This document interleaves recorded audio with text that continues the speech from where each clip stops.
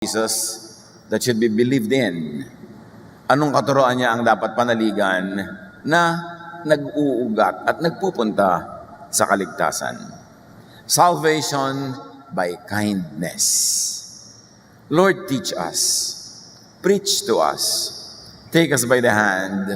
Empower us to understand your teaching. And we ask you, Father, to be our teacher, our preacher. Lead us unto greater knowledge of you. In the name of Jesus, your Son, our Lord, we pray with gratitude. Salvation by kindness. Kanya-kanyang mga itinuturo at ibinebenta, itinitindang salvation ng iba't ibang mga grupo. Pero ano ang sabi talaga ng Panginoong Jesus? Marami siyang katuruan, hindi lang isa. The truth is not always just one point. Sometimes the truth is composed of 2 points, and to an amateur or to a newcomer or to a new student, those 2 points might even seem to be contradictory. But when the Bible says 2 points, you have to accept both. And when there are 3 points, you consider all of them. Matthew 25:31 to 32. When the Son of Man comes in his glory, Jesus speaking here, with all his angels, he will sit on his royal throne. The people of all nations will be brought before him, and he will separate them, as shepherds separate their sheep from their goats. So ang tinutukoy dito ng Panginoong Jesus, he was talking about the royal throne where the judge sits. So the Lord refers to what people believe as judgment, or even last judgment. And all nations are mentioned, meaning this is going to be global, universal. All races, all tribes, all peoples will face the Lord. And when you say all people are typed into only 2 groups. And this is a dichotomy, which is a typical way of Jesus to teach. 2 men, 2 kinds of women, 2 people. Laging ganun, para madaling pagpilian ng nag-aaral kung sino siya sa dalawa. So, ang gagawin daw ng Panginoon ay paghihiwalayin. Tulad ng paghihiwalay ng mga taga-alaga ng mga hayop, yung tupa at yung mga kambing. Napakatandang katuroan na to. Alam na natin to. Kariling tayo sa Panginoon ng bago na mga pag-unawa. He will place the sheep on his right and the goats on his left. Now, hindi naman yung right side natin ay godly at yung left side ay evil. Ito ay illustration. Symbolism for favor, right. And the symbolism for disfavor, the left side. Hati, dalawa. Right, left. And we should note that the reference to sheep and goats stop there. Hindi natin mamasamain yung sheep na nakikita natin sa bukid at saka yung mga goats. Ito ay illustration. Matthew 25:34. Then the king will say to those on his right, "My Father has blessed you. Come and receive the kingdom that was prepared for you before the world was created." So here, Jesus refers to a group that is blessed. And the kingdom, meaning heaven, meaning salvation into paradise, was mentioned. And Jesus even says that this kingdom was prepared before the world was created. That means that this kingdom is preordained, predated, retroactive even. And that it is timeless, effective, even before the incarnation of Jesus the Word that became Jesus the person. So the question is, why are they blessed? How are they saved? Paano nangyari? Ipinaliwanag naman ni Jesus yung favored group kung bakit sila favored. Wala namang favoritism ang Diyos. These people earned that favor. Matthew 25:35 to 40, sabi ni Jesus, "You will be blessed, you will receive the kingdom, because when I was hungry, you gave me something to eat. When I was thirsty, you gave me something to drink. When I was a stranger, you welcomed me. When I was naked, you gave me clothes to wear. When I was sick, you took care of me. And when I was in jail, you visited me." So may common denominator, yung mga recipients of kindness na ito. Yung mga dukha, yung mga mahihirap, yung mga kawawa, yung mga puwera, because they are the ones who are thirsty, hungry. They are the strangers in many places where they have no homes. They are naked, sick, and many are in jail, not because they are bad, but because of the injustice of the very unfair social order. So pagka daw, ginawan mo ng mabuti itong mga tao ito, sabi ni Jesus, you will inherit the kingdom of God. In other words, you will be saved. You will be saved by being kind to these types of people. And the when that Jesus mentions is all opportunities in history. Opportunities in all nations. Opportunities in all circumstances to do a Jesus. To believe in and practice Jesusness. Maraming nagtatanong, paano nung hindi pa isinisilang si Jesus? Paano naman maliligtas yung iba? Paano yung mga lugar na hindi narating ng mga misyonero? Paano naman sila kikilalanin ng Diyos? Nilinaw na ni Jesus dito. In all places, in all times, in all nations, in all circumstances, when you do good to the needy, God loves you back. Wala namang ipinrescribe dito na, halika kayo, you will inherit the kingdom of God because you joined a certain religious community. Because you went through a certain religious ritual. Because you ate this and not ate this. Ang sabi, because you are good, you are kind to the needy. Walang ibinigay si Jesus na religious label. Ang nagbigay lang ng religious labels, mga religions later. Mga religious later, kanya-kanyang angkin kay Jesus, kanyang-kanyang angkin sa Diyos, at kanyang-kanyang angkin ng sarili nilang licensed and franchised way to bring you to heaven para sa kanila kayo sumali. Pero walang ganong itinuro si Jesus. Kaya dapat ang laging binabalikan, Jesus, and very basic, Jesusness. Then yung kabilang grupo, binalingan naman ni Jesus. Verse 37, and so on. Then the ones who please the Lord will ask, when did we give you something to eat or drink? Nakakapagtaka naman, bakit kami mag-i-inherit ng kingdom of God? We never really knew you personally. When did we do that for you? When did we see you? When did we welcome you as a stranger? Or give you clothes to wear? Or visit you while you were sick or in jail? We have no remembrance of anything like that. We never saw you. We never knew you were there. So those people who are going to receive that blessing were even clueless. They were unconscious.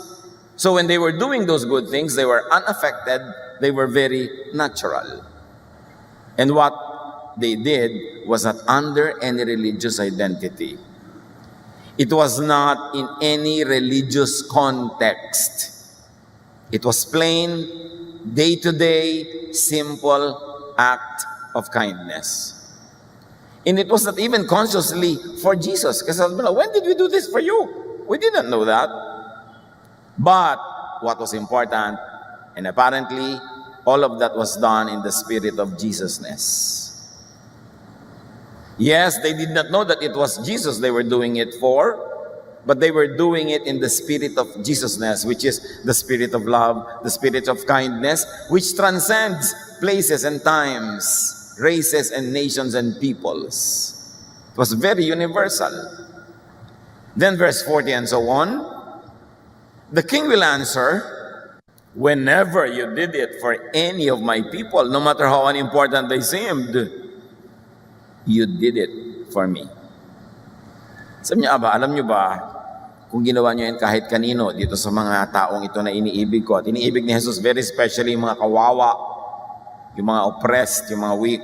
Sabi niya, itinuturing ko yan na ginawa niyo sa akin kahit wala ako doon personally.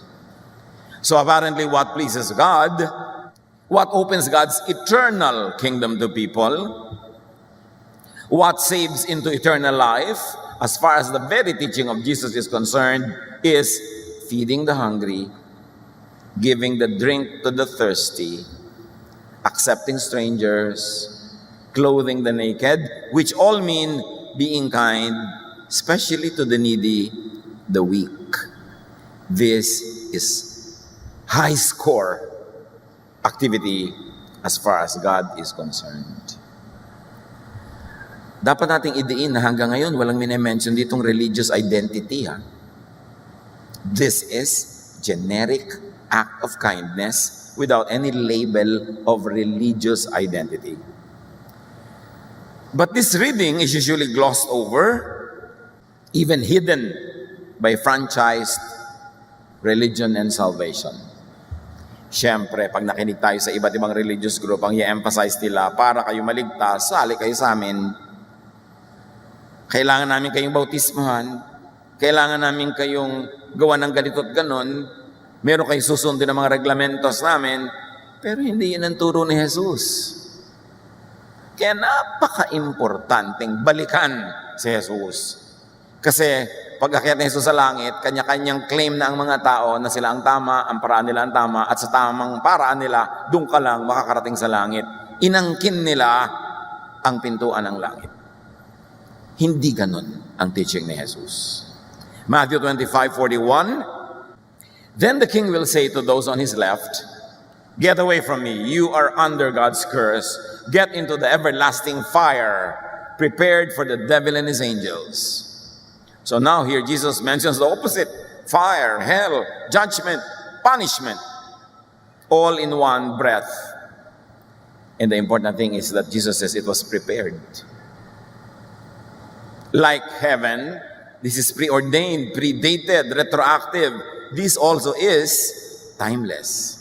And why are they sent to hell? What was done and not done by them, Jesus enumerates. Matthew 25:42-45. "I was hungry, you did not give me anything to eat. That's why you are going to hell. I was thirsty, but you did not give me anything to drink. I was a stranger, but you did not welcome me. I was naked, but you did not give me any clothes to wear. I was sick and in jail, but you did not take care of me." Then the people, like the first group, the second group will say, "Lord, when did we fail to help you? When you were hungry or thirsty or a stranger or naked or sick or in jail?" Hindi namin gagawin sa inyo yan. You are the Lord of Lords, you are the King of Kings. Pag nakita namin nandiyan kayo, nalaman namin nandiyan kayo, papakainin siyempre namin kayo, aasikasuhin namin kayo. Kailan namin kayo pinabayaan? Hindi namin magagawa yan. The king will say to them, "Whenever you failed to help any of my people, no matter how unimportant they seemed, you failed to do it for me." Yung ang bait-bait mo pag nasa church ka, pag hindi ka naman mabait sa mga nasa labas, you failed to do it for me. Bakit? Yan na bang nasa loob ng church ang nilikha ng Diyos? Natural. Sasabihin ni Jesus, pag akong kaharap nyo, ang babait nyo, bibigay nyo lahat. Pero pagka mga hamak, mga dukha, mga kaya-kayanan nyo, mamaltratuhin nyo na. Ako ang minamaltrato nyo tuwing ginagawa nyo yon. Kaya huwag kayong magtaka that you're going to be sent to hell. What displeases and angers God? What closes God's eternal kingdom to some people? What brings about judgment? What sends people to hell? According to the very mouth of Jesus, not feeding the hungry, not giving drink to the thirsty, not accepting strangers, not clothing the naked. In other words, not being kind to the needy or the weak, not doing a Jesus when you should, not doing a Jesusness.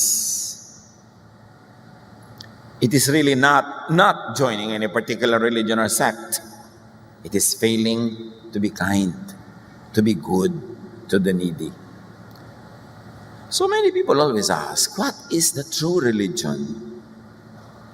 The true religion of Jesus. Jesusness. That which teaches you to do a Jesus, to be kind, to be good. Yun ang true religion. No matter what claims people make, ang effect sa'yo ng true religion, ng true Jesusness is bumabait ka. Nagiging mahabagin, matulungin, mapagmahal sa kapwa, mapagkalinga. Yun ang tunay na effect ng true spirituality. Hindi yung religious pride na ikaw ang may alam ng lahat, kayo lang ang tama, mali ang lahat. No, no, no, no. Kitang-kita sa teaching ni Jesus. Madaling malaman if you are in a right religious community, if you are joining a right religious community, bumabait ka. Dapat yun ang hinahanap na fruit.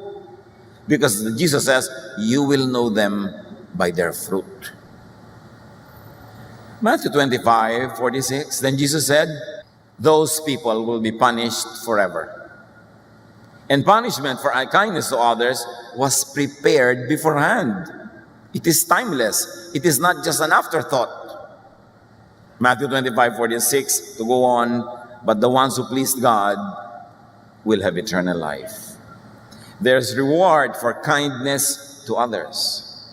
It was prepared and is based on another preparation. It was really prepared beforehand. Ganon kahalaga yung kindness. Nakalaan na kung anong pupuntahan ng kind at ang pupuntahan ng unkind. At may ipinrepare pang isang bagay na may kinalaman sa kindness and goodness. Ephesians 2:10. For we are God's handiwork, created in Christ Jesus to do good works, which God prepared in advance for us to do. Marami nagtatanong, ano po ang meaning ng life? Anong katuturan ko? Anong kahulugan ko? Ikaw ay nilikha ng Diyos. 1. Ikaw ay nilikha ng Diyos para gumawa ng mabubuting bagay. 2. At ikaw ay inihanda ng Diyos para gumawa ng mabubuting bagay na matagal na niyang inilaan na assignment mo. 3. Hindi ka aksidente, hindi ka meaningless, nilikha ka in a special way for a special purpose, and itinakda na kung anong gagawin mo dapat sa buhay, yung nakaayon sa kung anong binigay sa iyo na giftings, strengths, talents, yun ang papel mo sa buhay. At lahat ng yan ang ending, maging mabuti sa kapwa, maging mabait sa kapwa.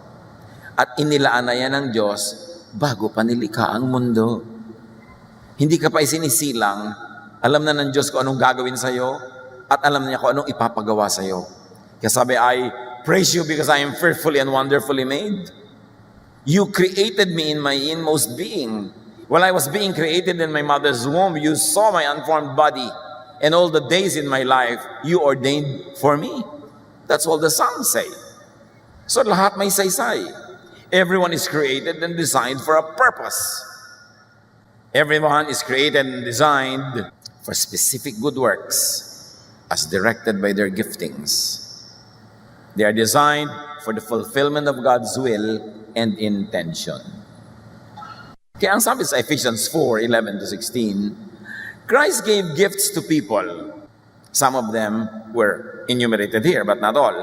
He made some to be apostles, some to be prophets, some to go and tell the good news, and some to care for and teach God's people. Christ gave these gifts to prepare God's holy people for the work of serving, to make the body of Christ stronger. In the context of the church, sinasabi ng Ephesians, iba-iba ang binigay ng Diyos na gift sa mga tao, kaya iba-iba dapat ang papel nila. Hindi kayo dapat maggagawa ng papel.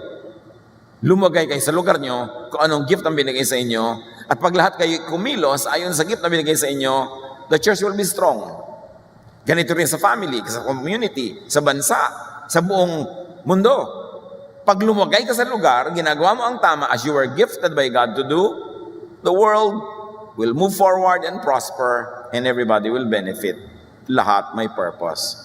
Sa pamilya, ganun. Lahat ng tao may papel. Hindi isa lang ang may papel na kumita at yung iba ang papel gumastos. Kailangan lahat mayroong papel sa pagbuo ng pamilya. 1 Corinthians 12:4-5, there are different kinds of spiritual gifts, but they are all from the same Spirit. There are different ways to serve God, but we serve the same Lord. So kanya-kanyang lugar, kanya-kanyang papel, and reward is for being faithful to one's giftedness, one's calling and purpose. Faithful ka ba sa binigay sa yung gift? Reward is for doing good to others.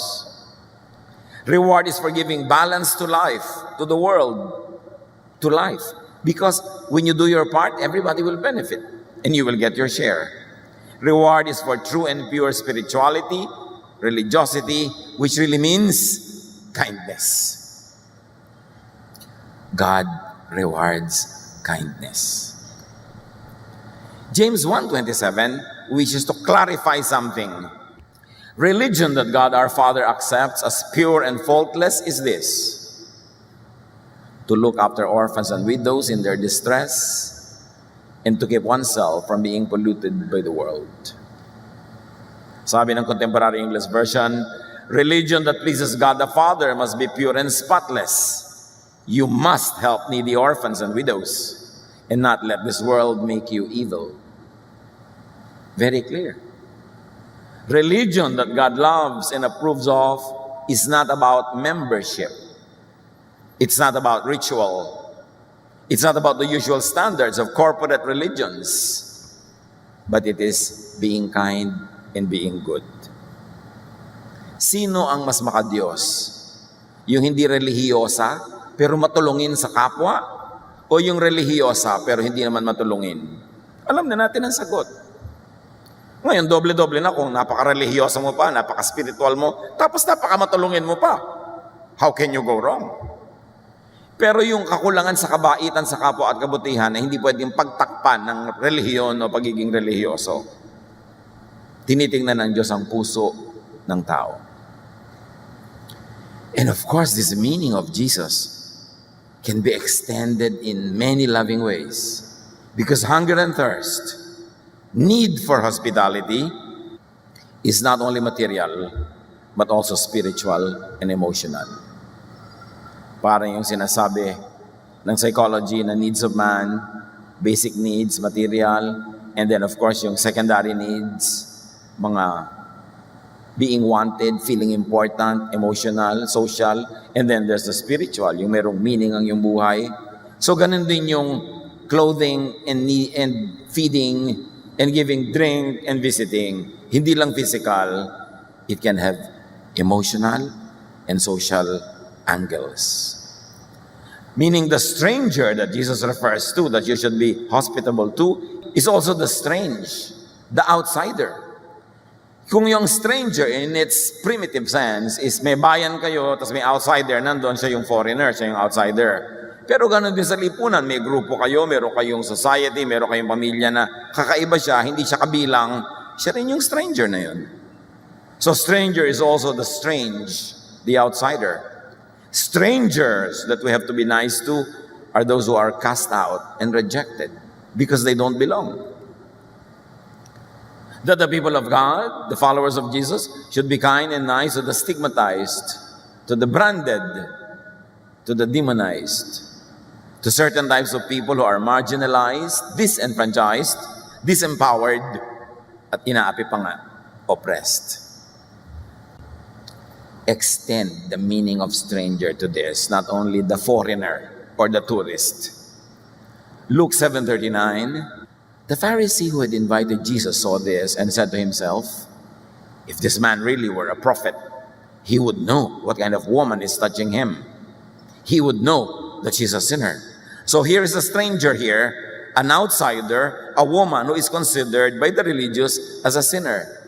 And obviously, by what the Pharisees were saying, they would never allow this woman to touch them. Magiging outsider pa rin yung woman na yon. She will never belong, she will never be welcome. But on the contrary, Jesus allows her to touch him, and Jesus in fact affirms her.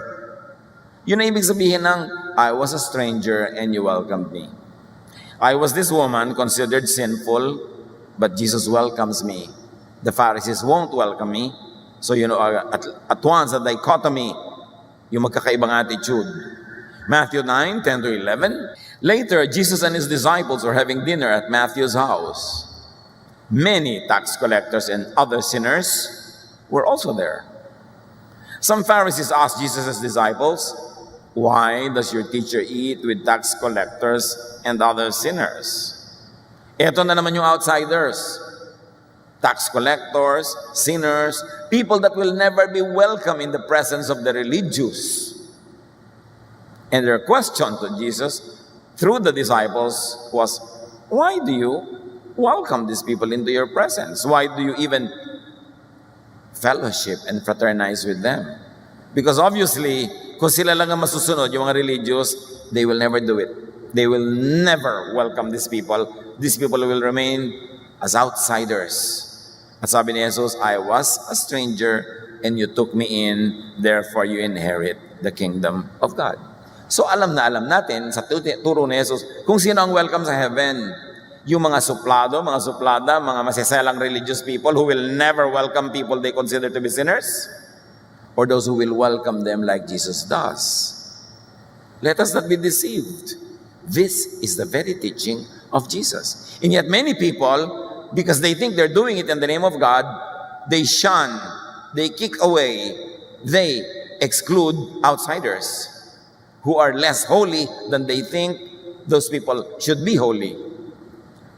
Listen to the teaching of Jesus. And clothing the naked here, as Jesus says, I was naked and you clothed me, means clothing people physically, yes. And that's what many charities do. But also clothing people spiritually, emotionally, socially. Many people are so downtrodden, so judged, so maligned that they are naked, meaning they not only not have clothes, but they do not have dignity. They are not respected. They are looked down upon as if they were naked. And Jesus' is to clothe the naked, not only with clothes, but spiritually with acceptance, with love, and with dignity. This is the kindness that Jesus expects from those who would like to be saved. Adam and Eve, when they committed the first sin, was clothed by God with skins of animals. And for them to be clothed with skins of animals, animals had to be killed. Which really means that God clothed Adam and Eve with blood to cover, to wash away their sin, which was perfected by Jesus when he shed his blood on the cross. So Jesus died to clothe the naked, to dignify those who are being oppressed because people consider them as sinful, to accept those that are being rejected by society, to give importance to people who are never given importance because they are considered to be sinful. This is what it means by Jesus, when people will be welcomed in the kingdom of God. Luke 8:1-2. Soon after this, Jesus was going through towns and villages, telling the good news about God's kingdom. And what was that good news? Joining our church, ganun ba yun? Doing this ritual? No. Clothing the naked with acceptance, love, and dignity welcomes you to the kingdom of God. Giving rest and peace to the religiously tired and oppressed welcomes you and opens the door to the kingdom of God. His 12 apostles were with him, and so were some women who had been healed of evil spirits and all sorts of diseases. And these all sorts of diseases could cover, they were healed from sin, from guilt, from condemnation, from labels and isolation and depression. They were made new. They were turned into new persons. They had a new life and new beginning. One of the women was Mary Magdalene, who once had 7 demons in her. And those demons, when actual literal demons, are very clear to understand. But when you become metaphorical, those demons could be the demons of guilt, the demons of self-depreciation, depression, isolation, loneliness, which is the illness of people who are outcasts, who are judged, who are excluded from the mainstream by the religious people, who think that these types of people do not deserve attention and kindness. But these are the very people who are the clients of Jesus. who are the main concerns of Jesus. So Jesus saves people from sin, from the eternal punishment for sin that is very obvious and always taught. But very important to appreciate is that Jesus saves people also from earthly punishment for sin by fellow sinners. Hindi lang naman Diyos ang nagpaparusa sa may kasalanan eh. Ang una at pinakamalupit magparusa kapwa makasalanan, kapwa tao. So Jesus saves people from earthly punishment for sin by condemnation, by affliction of others, and also by oneself. One of the most difficult condemnation is self-condemnation. At pagka guilty ka, pag kino-condition ka lagi maging guilty, inuusig, you are always made to know yourself as undeserving, mahirap mabuhay na ikaw mismo ang may dala ng ganong judgment on yourself. And Jesus sets people free from all that. Nakita natin kung paano niya tinanggap na walang patakaran ang lahat ng mga dumarating sa Kanya.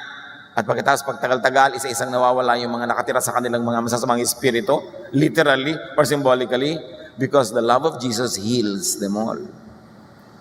But Jesus begins with us as is where is. Wala siyang requirement para lumapit ka sa Kanya. Minamahal ka agad, nililinis, tinatanggap, at dun matapos yun, unti-unti ka ngayong gumagaling.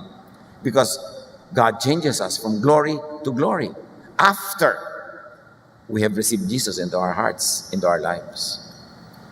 People's kindness to others gives them God's kingdom, God's reign, God's blessings, in other words, eternal life. This is from the very mouth of Jesus. I always emphasize that because if you listen from other mouths, iba ang sasabihin nila sa inyo how to have eternal life. But per Jesus, people's unkindness to others gives them hell. It gives them timeless death. Buhay pa sila, parang patay na sila.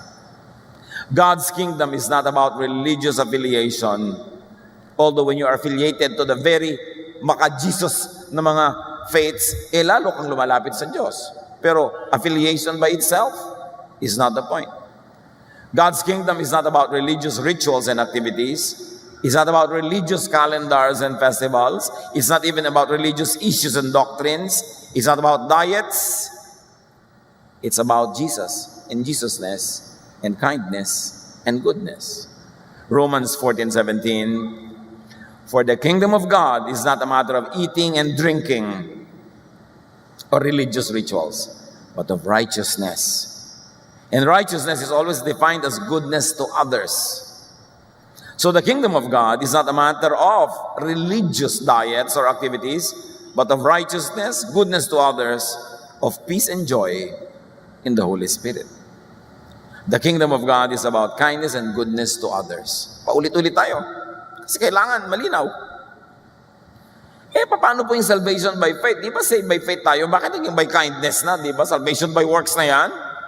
Hindi yun magkalaban.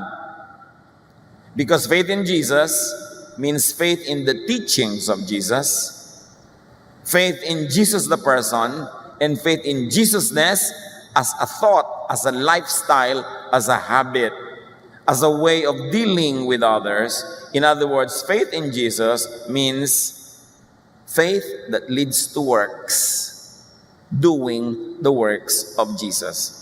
Hindi faith lang na wala ka namang works, fake yun. James 2:17, faith by itself, if it is not accomplished by action, is dead. So hindi magkalaban yung saved by faith at saved by works, because true faith has works. And the works of true faith is the work of Jesus, the work of Jesusness, the work of loving and caring for people. Kahit hindi pa naiimbento ang mga congregations noong unang panahon, kahit hindi sila nararating ng iba't ibang misyonaryong ang claim sila lang ang tama, when they have the Spirit of Jesus, meaning they do the work of Jesus, they love the way Jesus loves, God loves them back. And the kingdom of heaven is for them. Not branded, not franchised, but it's the universal Spirit of God which is at work in all places, at all times, among all people. So never be bad and unkind and cruel to others and to yourself in the name of God. Kabalintunaan yan. Yung in the name of religion, in the name of God, in the name of religious correctness, cruel ka na sa iba, un-Jesus na yan. So never be bad for religious reasons. Yung iba nga nakakalungkot kung kailan naging religyoso, doon naging malupit, doon naging mapagpuwera, doon naging judgmental, doon naging self-righteous, maligtad ang effect. Dapat bumabait. When choosing between destroying your soul and that of others by hurtfully insisting on religious correctness, which is the agenda of some people, when choosing between that and being kind, even and especially to the outcast, choose to be kind because that is the choice of Jesus. Then you are on the side of Jesus, not on the side of the Pharisees. Dapat malinaw kung nasaan kang side. By being kind, you are and you will be right. But being unkind for the sake of correctness, you will surely be wrong. Jesus had several game-changing teachings on salvation as opposed to the teachings of the temple. Jesus had several game-changing teachings on the way to God and God's kingdom. So understand Jesus' teachings on salvation by kindness. So sabihin natin, ganun lang, maging mabait lang ako, welcome na ako sa heaven. May iba pa sinabi si Jesus, balikan mo yung kwento. Sabi niya, I was hungry, you fed me, go to heaven. I was thirsty, you gave me drink, go to heaven. I was sick, you visited me, you took care of me, go to heaven. I was in jail, I was suffering because of injustice, you came and commiserated with me, you brought me food, you visited me, go to heaven. I was a stranger, puwera ako, hindi ako kasali, you welcomed me in, go to heaven. Ganun lang? Hindi ganun lang yon. Kasi lahat ng kulang doon, si Jesus ang gumawa. Jesus died for us. Jesus paid with His life para padaliin sa atin yon, para masabi mo ganun lang. So konti na lang natin mong gagawin, maging mabait ka na lang.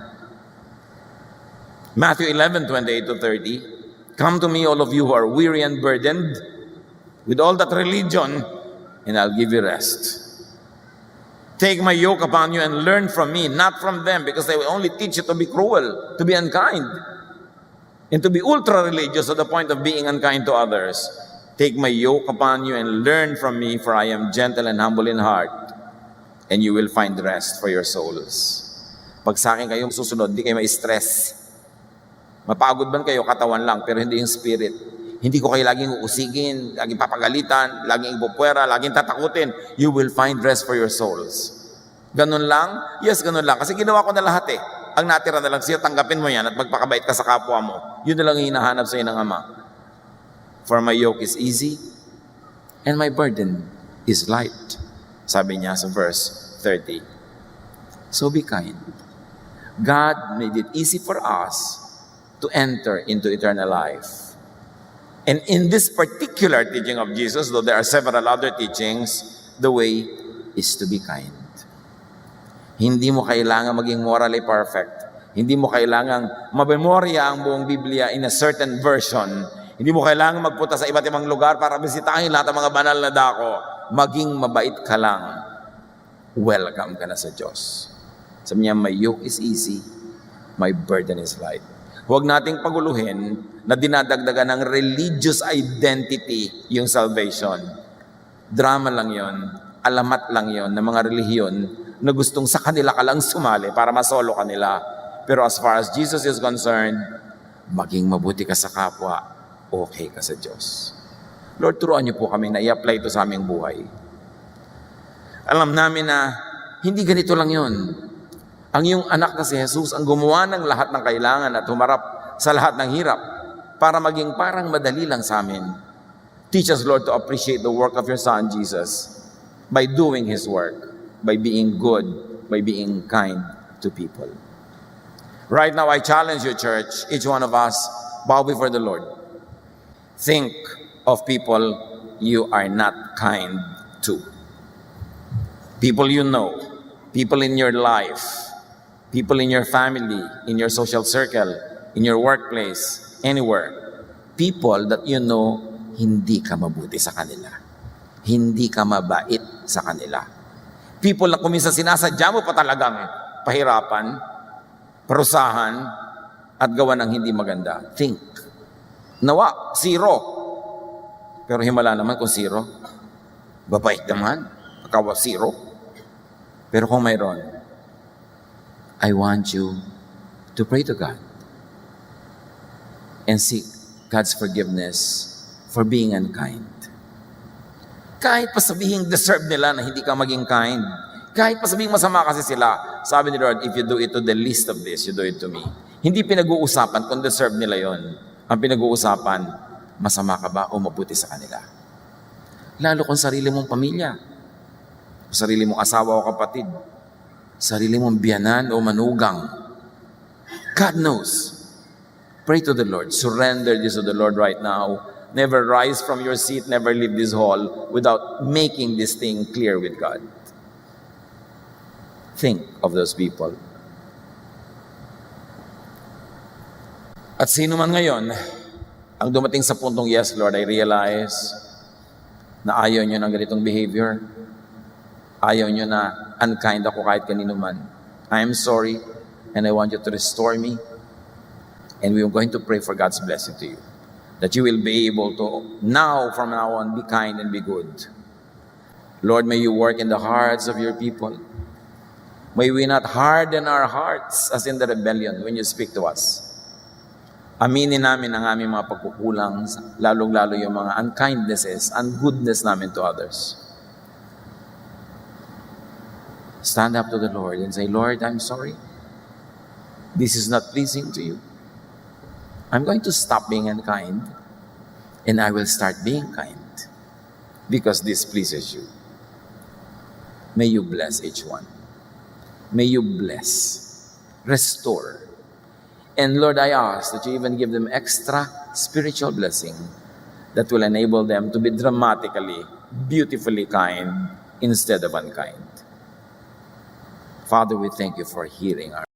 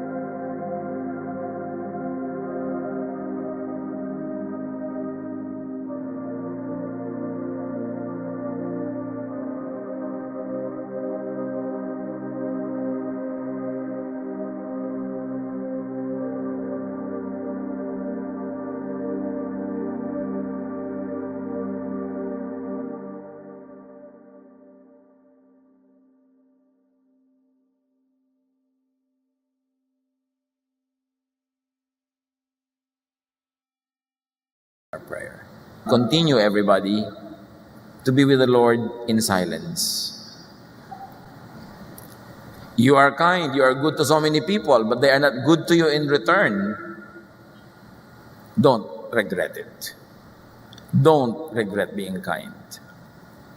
Huwag yung pagsisihan ng paggawa nyo ng mabuti kanino man. Ang ginagawang mabuti na itinatin yung laging may bunga.